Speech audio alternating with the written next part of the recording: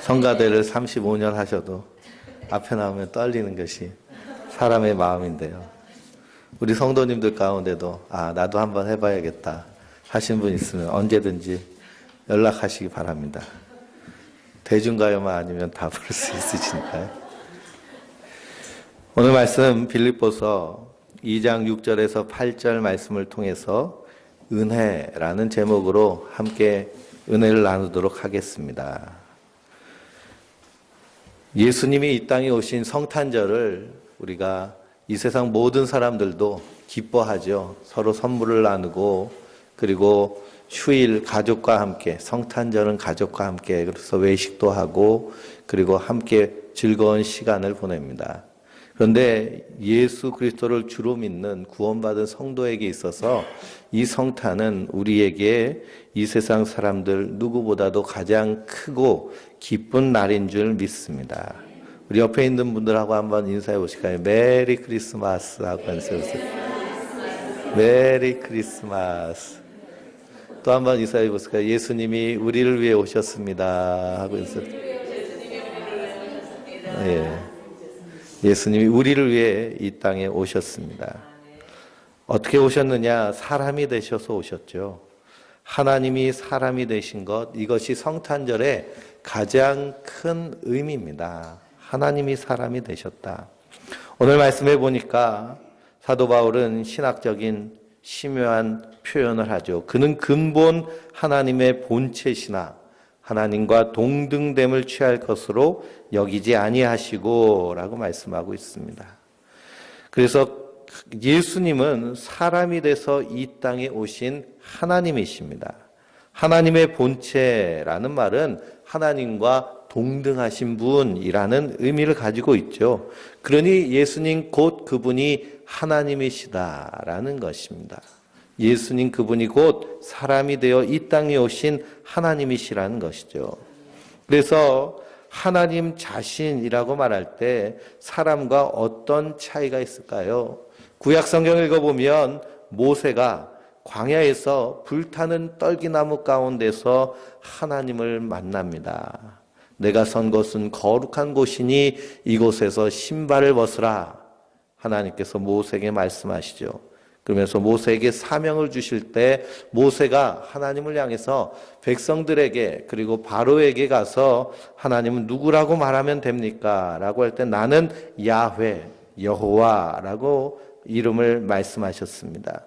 이 여호와라는 이름은 스스로 있는 자라는 말의 뜻입니다. 하나님은 스스로 계신 분이시라는 것이죠. 이 말에는 세 가지 의미가 있습니다. 스스로 존재하시는 분, 스스로 만족하시는 분, 영존하시는 분이라는 세 가지 의미가 있습니다. 그래서 하나님은 존재의 원인이 없습니다. 그분 스스로 계신 분이시기 때문이며 어떤 원인 때문에 존재하는 분이 아닌 분이 바로 하나님이십니다. 반면에 사람은 어떤 원인이 있기 때문에 우리가 이 땅에 태어난 것이죠. 어떤 원인이 있기 때문에 이 땅에 태어납니다. 그래서 우리가 이 땅에 태어나는 탄생의 스토리가 다 각각 제각각이고요. 또 우리가 이 땅에 태어날 때 부모님은 태몽을 꾸기도 하고 그리고 임신 중에 했던 특이한 기억들을 말하기도 합니다. 그래서 우리 인간은 반드시 어떤 원인이 있기 때문에 존재합니다. 때문에 하나님과 인간은요, 도무지 닿을 수 없는 극과 극의 그러한 모습이 하나님과 우리와의 관계라고 할 수 있습니다. 태어날 때부터 부자로 태어나면 가난한 서민의 사정을 알지 못하죠. 그래서 어렸을 때부터 부자로 태어난 사람들은 버스 요금이 얼마인지 모르고요, 전철 요금이 얼마인지 모르고 택시 요금이 얼마인지 모르는 사람들이 있습니다. 왜냐? 생전 타보지 않았기 때문이죠. 옛날 보릿고개를 경험했던 부모님들이 자녀들에게 옛날에는 쌀이 없어서 굶었어. 그러면 그 배고픔을 모르는 자녀들은 뭐라고 하나요? 엄마, 그럼 라면 끓여 먹지 왜 굶었어? 그렇게 얘기하는 것과 마찬가지입니다. 그러니 가난한 사람이 가난한 사람의 심정을 알듯이 하나님과 인간은 너무나도 멀게 느껴지는 그런 존재인 것이죠. 그 하나님은 자족하시는 분입니다. 심지어 우리가 드린 예배도 하나님의 필요에 따라 드리는 것이 아닙니다. 하나님은 우리의 예배를 받지 않으셔도 충분히 만족하시는 분이십니다. 다만 우리 인생들을 위하여서 예배하라고 명하신 것입니다. 그것을 통해서 하나님의 사랑과 은혜를 베풀어 주시기 위함이며 우리가 어떤 존재인지를 알게 하시기 위함이죠. 우리가 예배할 분이 계시다라는 것은 그분이 우리의 주인이시며 우리를 만드신 분이시며 우리 인생을 주장하시며 우리의 삶의 길을 인도하여 주시는 분이시다라는 신앙의 고백이 우리의 예배인 줄 믿습니다. 그러면 성탄주일 이 아침에 우리가 모여서 하나님을 예배하며 기뻐하는 것 역시도 그분이 나의 주, 나의 하나님이심을 고백하는 우리 신앙의 고백인 줄 믿습니다. 그래서 그 예배를 통해서 주님 기뻐하십니다. 또 주님께서는 영존하신 분이십니다. 그래서 하나님은 알파와 오메가라고 말하는데요. 처음과 나중이시라는 것이죠. 그러니 시작도 끝도 없이 영원히 계신 분, 그분이 바로 하나님이십니다. 반면에 우리 인생은 어떤가요? 우리 인간은 아침에 피었다가 저녁에 지는 그런 들풀과 같이 연약한 존재가 우리 인생입니다. 바다의 파도와 같이 한번 뛰었다 어느 순간 사라지는 것이 우리 인생이다라고 성경은 말씀하고 있습니다. 인도에서 쓰나미가 닥쳐왔는데요. 인도네시아의 쓰나미로 인해서 수백 명이 목숨을 잃었습니다. 근데 그 쓰나미 한번 물결이 치니까요, 바다가 뛰어넘쳐서 육지를 다 넘쳐오릅니다. 그 물에 휩쓸려서 목숨을 잃는 연약한 존재가 바로 우리 인생이라는 것이죠. 그러니 이렇게 스스로 있는 분, 자존하시며 영존하시는 하나님이 이 성탄의 아침에 우리가 깨달아야 될 것은 그 하나님이 사람이 되셨다라는 것입니다. 이 사실은 우리 마음에 큰 감동과 이것이 얼마나 큰 하나님의 은혜인가를 깨닫게 하시는 하나님의 은혜의 축복인 줄 믿습니다. 스스로 사람이 되시기 위해서 2000년 전 한나를 선택하셔서 세상에 오셨습니다. 마리아 처녀의 몸을 빌려서 성령으로 잉태하시고 이 땅에 오신 분이 예수님이십니다. 완전한 하나님이시면서 완전한 사람으로 이 세상에 오셨습니다. 신성으로는 하나님과 동체요, 인성으로는 사람과 동일한 존재로 오셨다는 것이죠. 성령으로 잉태하셨기 때문에 사람의 피를 입지 않고 사람의 피가 유전되지 아니하고 거룩한 하나님의 그러한 피로 말미암아 나신 분이 예수 그리스도십니다. 그래서 사람이 아이를 잉태하면요, 그 아이가 엄마의 자궁 속에서 자라죠. 엄마가 먹는 것을 함께 영양분을 공급받으면서 뱃속에서 10달 동안 자라다가 이 땅에서 태어납니다. 그런데 놀라운 것은 아이가 엄마 뱃속에 있으면서요, 엄마의 피를 한 방울도 받지 않는다는 사실입니다. 완전히 독립된 생명체로서 그 속에서 자기가 세포 분화를 하면서 피를 생성해 나서 그래서 자기 피로 생명을 유지하는 것이 이 태아 뱃속에 있는 태아의 모습입니다. 그래서 얼마 전 예전에 한 다큐멘터리를 봤는데요. 엄마가 아프리카에 사는 이 엄마가 그만 에이즈에 걸렸습니다. 에이즈는 피를 통하여서 감염되는 질병인데요. 그런데 그 에이즈를 걸린 상태에서 아이를 임신했습니다.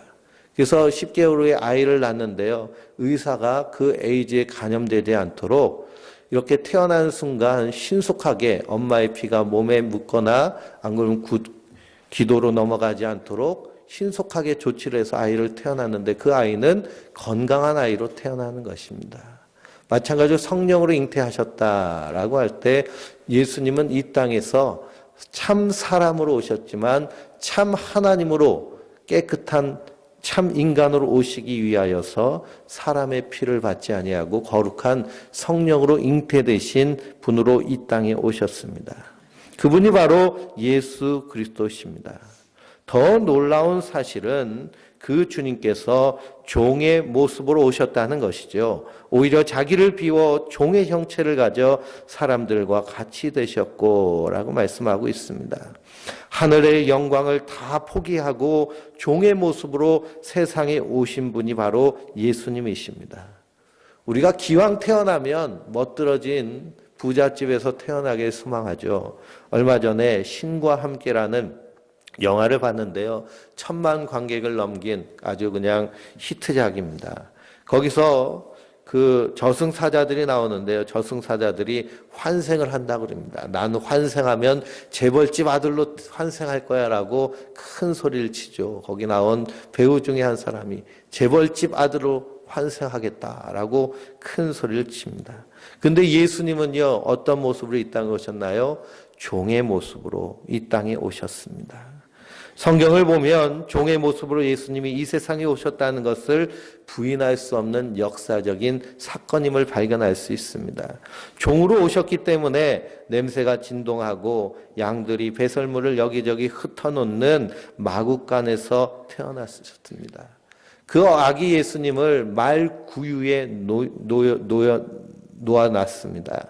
말 구유는 말이 여물을 먹는, 그리고 짐승이 여물을 먹는 밥통이죠. 짐승의 밥통에 누우신 것을 만족하게 생각하신 분이 바로 하나님이 사람 되신 예수님이십니다. 종의 모습으로 오셨기 때문에 아무도 그분을 영접하지 않았습니다. 오직 목자들만, 오직 동방박사들만 천사들의 소식을 통하여서 하늘의 별을 보고 와서 그분께만 경배하였죠. 이 세상 모든 사람들에게 축복받은 탄생을 하신 분이 아니신 것이 바로 예수님이십니다. 그래서 하나님이 사람이 되어 종의 모습으로 오실 때 그분을 영접하거나 기뻐하여 캐롤을 부르는 사람은 아무도 없었습니다. 그러므로 스스로 존재하신 하나님이 사람이 되시는데 종의 모습으로 오셨다는 사실을 우리가 머리로 이해하기는 쉽지가 않습니다. 하나님이 태초에 천지를 창조하셨다라고 해서 시작된 것이 창조론이죠. 그런데 학교에서는 진화론을 배웁니다. 그러니 창조론과 진화론의 그러한 부딪힘이 우리 안에 있죠. 창조론도 사실은 이론일 뿐이고 진화론도 사실은 증거가 없는 과학적 이론일 뿐입니다. 그런데 진화론은 과학적이기 때문에 과학 시간에 교과서에 집어넣고, 창조론은 과학적이지 않기 때문에 교과서에서 뺀 것이 그 학교에서 가르치는 그런 과학자들의 그런 이론이며 생각입니다. 그러나 창조론도 진화론도 우리가 둘 중에 어느 것 하나를 믿는 선택의 문제입니다. 무엇을 믿느냐? 우리가 하나님이 태초에 천지를 창조하시고 인간을 창조하셨다라고 하면 인간의 존재의 가치가 하나님께 다 있습니다. 그러나 진화론을 우리가 선택하게 되면 어떤 일이 일어나나요? 인간은 원숭이가 진화돼서 사람이 된 거야. 그러면 우리 인간의 가치가 원숭이의 가치가 되어버리는 것입니다. 그래서 하나님이 태초에 천지를 창조하셨느니라. 창세기 1장 1절의 이 말씀을 우리가 아멘하며 믿음으로 받는 믿음의 문제인 줄 믿습니다. 예수님이 이 땅에 오신 것도, 하나님이 사람이 돼서 이 땅에 오신 것도 우리의 믿음의 문제입니다. 무엇을 믿느냐? 그래서 예수님이 이 땅에 사람이 되셔서 오셨다라고 할 때 그것을 믿음으로 받으시기 바랍니다. 이것을 하나님의 은혜로 받으시기 바랍니다. 그러면 그 사실을 곰곰이 우리가 곱씹어 볼 때 그것이 우리에게 얼마나 큰 은혜인가를 깨닫고 우리가 감사하며 이 땅에서 소망 중에 믿음으로 승리하게 사는 그런 은혜를 누리게 될 줄 믿습니다. 첫째로 하나님이 사람이 되신 그 예수님을 보면 그분은 우리와 똑같은 감정을 가지신 하나님이시다라는 것을 발견할 수 있습니다. 저 높고 높은 하늘 보좌에 계신 하나님이 어떻게 내 마음을 알 수 있을까 생각해 보면 참 멀게만 느껴지죠. 그러나 베들레헴에서 나신 예수님은 우리와 똑같은 감정을 가지고 계시다라고 할 때 얼마나 큰 은혜가 되는 줄 모릅니다. 그래서 사람이 되신 예수님에게서 우리와 동일점을 찾을 수 있다고 한다면 그것은 첫째로 감정입니다. 예수님은 예수님의 공생애를 사시면서 수많은 자기의 감정을 드러내셨습니다. 수많은 사람들이 예수님을 쫓아다닙니다. 예수님을 보기 위해서 산과 들로 예수님을 따라다니죠. 그들은 먹을 것이 없어서 굶어가면서 예수님을 따라갑니다. 배를 굶으면서 따라다니는 그 백성들의 모습을 보면서 한없는 연민의 정을 이기지 못하셨습니다. 목자 없는 양같이 방황하는 그들을 보시면서 안타깝고 불쌍하게 여기셨죠.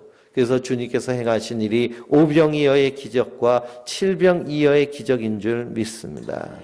오늘 우리를 향하여서도 예수님은 어떤 마음을 갖고 계실까요? 사랑의 눈으로 불쌍하고 궁휼한 마음으로 우리의 마음을 보살피고 계신 분이 예수님이신 줄 믿습니다. 주님은 사랑하는 나사로가 죽자 그 가족들이 울며 통곡하는 것을 보시고 함께 눈물 흘리셨습니다. 사람이 이 땅에서 사랑하는 사람과 인연이 끊어진다는 것이 어떤 것인가를 무엇보다도 잘 알고 계신 분이 바로 우리 주님이십니다. 사망의 고통, 죽음의 고통이 얼마나 아픈 것인가를 아시는 분이 바로 예수님이시라는 것이죠. 그러니 우리가 얼마 전에 일어난 그 강릉에서 유독가스로 인하여서 목숨을 잃은 그 안타까운 생명들을 바라보며 우리가 그 아들을 보내는 안타까운 그 어머니의 마음, 그 어머니가 쓴 편지를 읽으면서 우리가 함께 눈물 지으며 가슴 아파하는데요. 이 마음을 우리 주님도 너무나 잘 알고 계십니다. 왜 그러냐? 같은 그 마음을 겪으셨기 때문이죠. 예수님이 아니시면 슬퍼하는 하나님의 이미지를 우리 마음에 떠올릴 수가 없습니다. 예수님 우리가 잘못된 길로 걸어갈 때 슬퍼하십니다. 우리가 고통에 빠져 통곡하고 있을 때 함께 아파하시며 함께 슬퍼하십니다. 수가성 여인이 예수님을 믿고 나서 너무 기쁜 나머지 물동이를 던져버리고 마을로 달려갈 때 그것을 지켜보시던 예수님의 마음이 기쁨으로 충만하였습니다.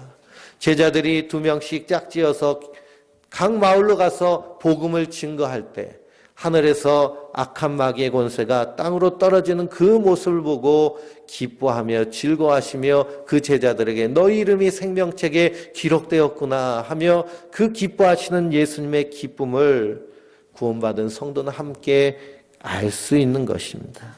반면에 양심이 마비되어서 숱한 죄를 범하면서도 스스로 거룩한 척 의로운 척 궤변을 늘어놓고 있는 바리새인을 보실 때마다 주님은 분노하셨습니다. 우리가 불의를 보고요, 억울한 일을 바라보며 분노할 때 그 마음을 우리 주님이 아십니다. 욕하시는 예수님 한번 생각해 보셨나요? 우리가 정말 참을 수 없는 분노가 끌어날 때 입에서 터져나오는 것이 욕입니다. 정말 욕이 나올 때는요, 욕을 해야죠. 욕을 참으면 마음에 병이 생깁니다. 화날 때는 욕을 해야 돼요. 근데 예수님도 욕을 하셨습니다. 욕하시는 예수님, 독사의 자식들아, 독사의 자식들아. 성경이요, 예수님 욕하시니까 민망해서 독사의 자식들아 라고 이렇게 했지만 이걸 좀 거칠게 표현하면 뱀 새끼가 되는 것이죠. 예? 우리가 욕을 할 때 개를 가지고 개 자녀를 이렇게 욕을 하는데 예수님은 개보다도 못한 뱀을 들어서 욕을 하시는 겁니다. 회취한 무덤들아, 이 겉다르고 속다른 녀석들아, 요한복음에서 너희 아비는 마귀다 라고 하셨습니다. 너희 아비는 마귀다. 그러니 부모 욕까지 한 것이 바로 예수님이시죠. 욕하시는 하나님. 얼마나 분노하셨으면 그 입에서 거룩한 주님께서 욕을 하셨을까. 그러니 그분은 우리의 감정과 너무나도 똑같은 그런 사람으로 오신 하나님이시라는 것입니다. 감정이 통한다는 것은 그만큼 우리가 가까워질 수 있다라는 것이죠. 저 사람이 내 사람과 통하는 게 있어. 통하는 게 있다는 것은 마음이 통한다는 것이고요. 감정이 통한다는 것이고 우리가 서로 통해야 그래야 그 안에서 함께 웃고 기뻐하며 즐거워하며 또 때로는 슬퍼할 수 있는 줄 믿습니다. 동병상련이라는 말이 있죠. 제가 디스크 수술을 2번 해보니까요. 허리 아픈 분들에게 특별한 그런 안타까운 마음이 느껴지고요. 그리고 이 허리 디스크가 아프면요. 그 디스크가 다 목 디스크랑 관절로 다 연결됩니다. 그러니 그런 병을 앓고 계신 분들은 특별히 마음이 가는 것은 아파봤기 때문에 그렇습니다. 그런데 주님께서는 그 모든 감정을 경험해 보신 하나님이시라는 것입니다.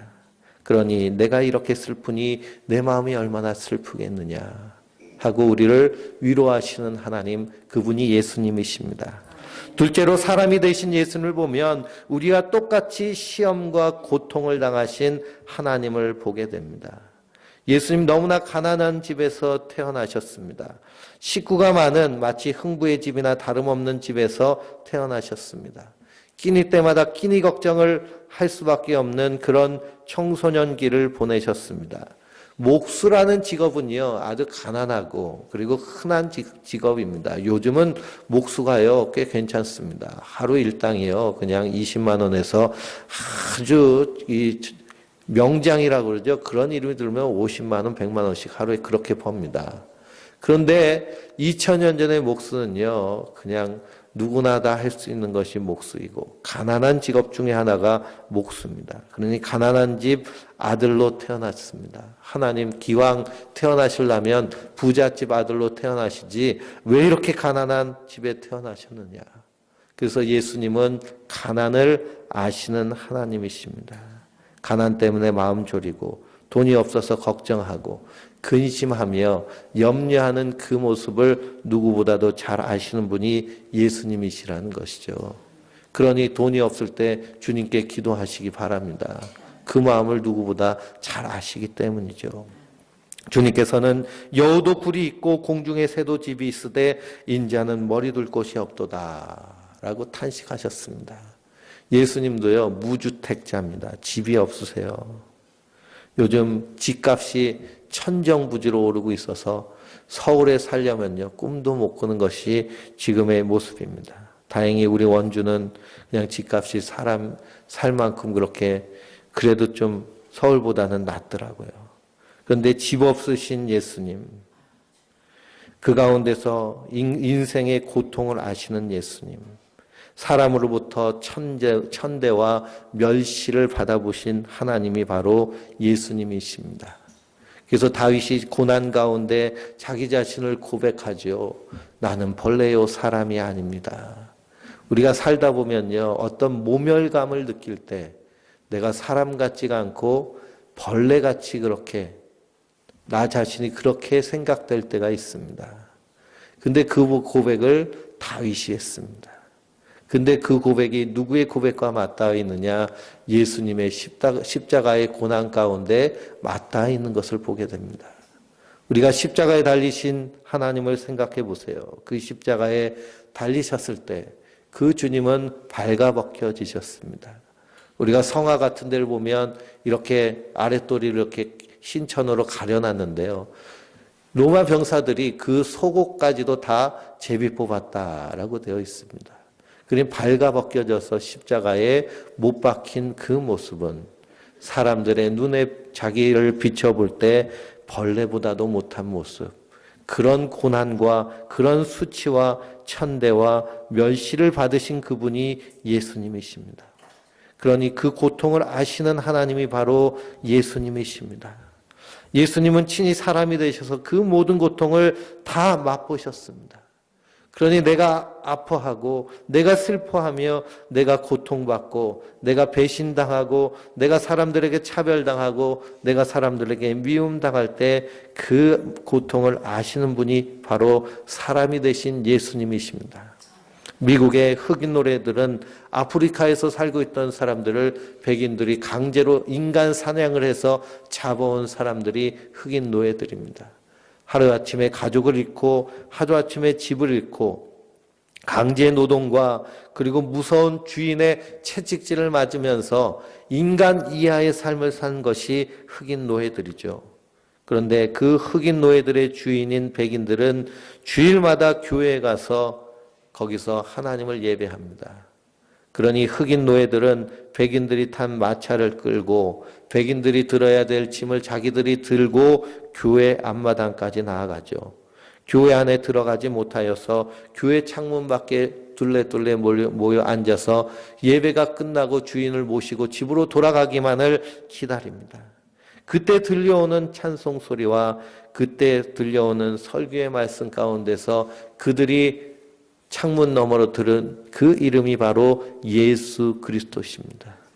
자기들을 압제하는 미국 그 백인들이 섬기는 그 예수님이 사실은 노예된 자신들을 위하여서 십자가에 달려 죽으신 하나님이시라는 것을 창문 너머로 듣고 그들이 놀랍게도 자신들을 지배하는 지배자가 믿는 그 예수님을 그들도 믿기 시작한 것이죠. 이것이 놀라운 하나님의 은혜인 것은 바로 예수님께서 그들을 위하여 십자가에 못 박혀 죽으셨기 때문입니다. 고통을 당해보신 하나님이시기 때문에 우리가 당하는 고통을 누구보다 잘 알고 계신 그분이기 때문에 우리가 그분께 기도할 수 있는 줄 믿습니다. 그분이 바로 사람이 되신 하나님이십니다. 셋째로 사람이 되신 예수님을 보면 우리 인간됨의 소중함을 깨달아 알 수 있습니다. 하나님이 사람이 되셨다라는 것을 중세 신학자 안셀롬은 이렇게 말합니다. 하나님이 사람 되신 것은 인간이 얼마나 가치 있는 존재인가를 입증해 주기 위해서다라고 말합니다. 그리스도 안에서 우리 인간은 하나님 앞에서 참으로 천하보다 귀한 생명이며 천하보다 아름다운 하나님의 자녀인 줄 믿습니다. 우리를 죄에서 구원하시기 위해서 하나님이 어떤 방법을 쓰셨느냐? 자신이 하나님이 되셔서 사람이 되셔서 십자가에 달려 죽으심으로 우리의 죄값을 다 치르셨습니다. 그러니 우리 성도의 값은 무슨 값일까요? 예수님의 피값입니다. 그 피값, 그러니 우리가 값으로 주고 살 수 없는 값을 치르고 구원받은 것이 성도입니다. 그것이 놀라운 하나님의 은혜가 아닐 수 없습니다. 그러나 세상은 어떻게 우리를 값없이 매기나요? 우리가 받는 일당, 우리가 받는 월급, 연봉을 통해서 가치를 매깁니다. 그리고 생김새를 통해서 가치를 매기기도 하고 가지고 있는 것을 통해서 가치를 매기기도 하고 그러므로 이 세상에서의 가치란 것은 한없이 낮아질 수밖에 없는 것이 우리 인생의 모습이죠. 그러므로 너무나도 쉽게 자기의 목숨을 버리는 모습도 이 땅 가운데 나타나는 이유는 무엇이냐? 자기의 가치가 너무나도 낮아졌기 때문입니다. 그러나 하나님 그렇게 말씀하지 않으십니다. 내가 너희를 보는 그 가치는 내가 사람이 돼서 너희를 구원하기까지 사랑한 그 가치임을 예수 그리스도를 통해서 우리에게 보여주고 계시는 줄 믿습니다.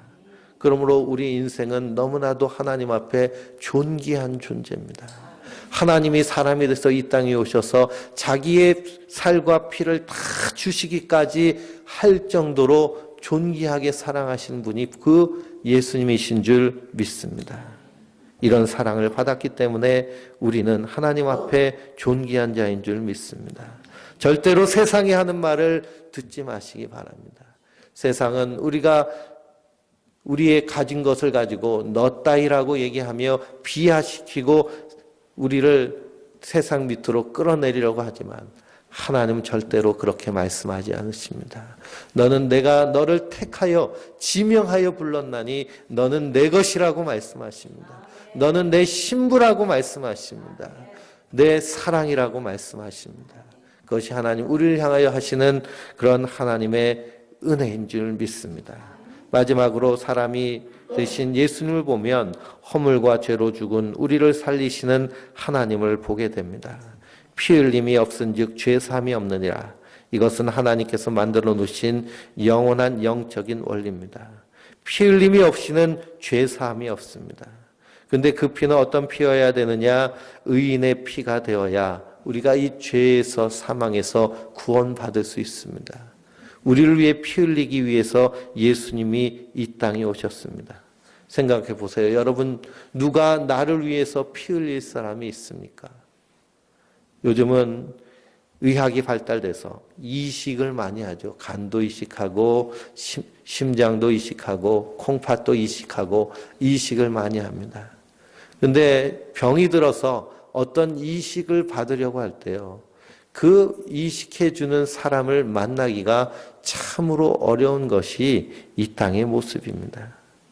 그런데 죄와 허물로 심판받을 인생을 위해서 대신 죽을 수 있는 사람이 있다라고 한다면 우리가 얼마나 큰 은혜를 받았을까요? 주님께서 사람의 모양으로 나타나셨음에 자기를 낮추시고 죽기까지 복종하셨으니 곧 십자가에 죽으심이라. 하나님은 죄 없으신 예수님에게 우리의 모든 죄를 다 담당시키셨습니다. 예수님이 십자가에 달려 죽으실 때 그 죽음은 우리의 죄로 인한 죽음인데요.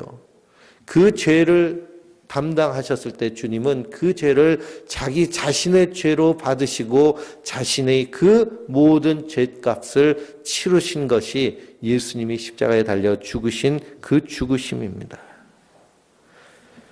예수님께서 공생애 가운데 예수님을 시험하려고 바리새인들이 간음 중에 잡힌 여인을 예수님께로 끌어옵니다. 예수님, 모세의 율법에 의하면 간음 중에 잡힌 이 여인은 돌로 쳐서 죽이라고 했는데 우리가 이 여인을 돌로 칠까요? 예수님께 물어봅니다. 그때 예수님께서 말씀하십니다. 너희 중에 죄 없는 자가 그 여인을 돌로 치라. 그들이 생각해 봤더니 자기 마음 가운데 죄의 찔림이 있습니다. 하나둘씩 들고 있던 돌을 내려놓고 그리고 다 갈 길로 돌아갑니다. 결국 예수님과 그 여인 그리고 그 주변에 제자들만 서 있게 됩니다. 그때 예수님 뭐라고 하시나요? 나도 너를 정죄하지 아니하노라. 그러니 다시는 가서 죄를 범하지 말라라고 하십니다.